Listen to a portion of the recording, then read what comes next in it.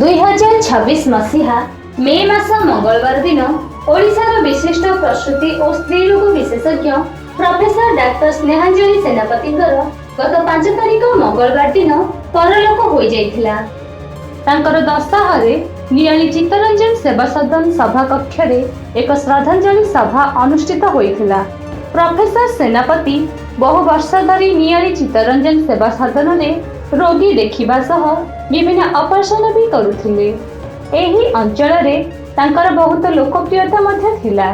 चित्तरंजन सेवा सदन रो निर्देशक डॉक्टर चित्तरंजन मिश्र, उपदेष्टा राजेंद्र प्रसाद साहू, देवेंद्र कुमार षडंगी एवं अंचल विशिष्ट व्यक्ति पूर्व सिंधु आचार्य, जोगेंद्र साहू, बैरागी चरण दास सहित चित्तरंजन सेवा सदन समस्त कर्मचारी, मुख्य प्रशासनिक अधिकारी प्रोफेसर सौम्यरंजन मिश्र, लोक संपर्क अधिकारी देवदास महापात्र, एचआर मैनेजर जगन्नाथ मिश्र प्रभृति उपस्थित थिले। समस्ते निज निजर श्रद्धांजलि जणाइबा सह तांकर गुणगान करिथिले। शुक्रवार 15 तारिख दिन अपराह्न 4टारे ओम्र अनुष्ठान कटक मुख्य कार्यालय सभा कक्ष रे स्वर्गत प्रोफेसर स्नेहांजलि सेनापति एकादश श्रद्धांजलि सभा अनुष्ठित होइथिला। ओम्रर सभापति डॉक्टर चित्तरंजन मिश्र सहित सह संपादक अविनाश प्रधान, रश्मिरेखा साहू, रश्मिरेखा बारिक, चंदना साहू, पूर्णचंद्र राउतराय, अक्षय पृष्टि और जमेश्वर खुंटिया उपस्थित रही श्रद्धा सुमन अर्पण करथिले। 11 तारिख संध्यारे परिवार पक्षरु एकादश पालन और स्मृति सभा कटक क्लब ठारे अनुष्ठित होइथिला। बहु गण्यमान्य व्यक्ति सह डॉक्टर, सांबादिक, साधारण लोक जो माने प्रोफेसर सेनापति गणमुग्ध एथरे जोग देई स्मृतिचारण करथिले एवं स्मरणिका प्रकाश पाइथिला।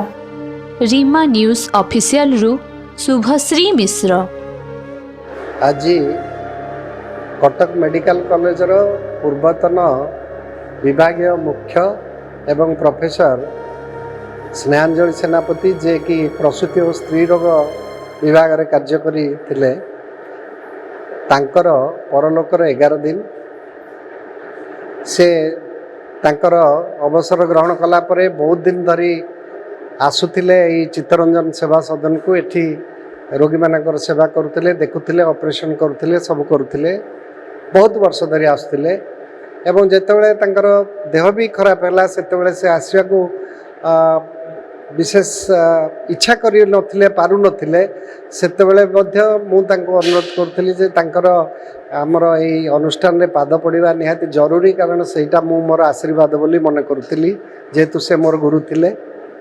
सेतिपई से मो कथा को भांगी न पारी जते दिन पर्यंत तांकर काम करिवार शक्ति थिला आसुथिले।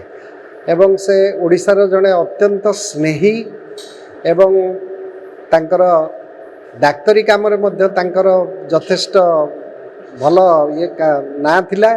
ता सहित ओडिशार कटकर चारिआडे मामा अपा, मामा मैडम बाबरे से घरे घरे परिचित थिले। प्रोफेसर स्नेहांजलि सेनापति कहले जेमती कहीं जानीपर बहुत कम लोक जानीपर, मामा मैडम बा मामा अपा कहले ताठारु बेसी लोक ओडिशा रे चिन्हुथिले, जानुथिले।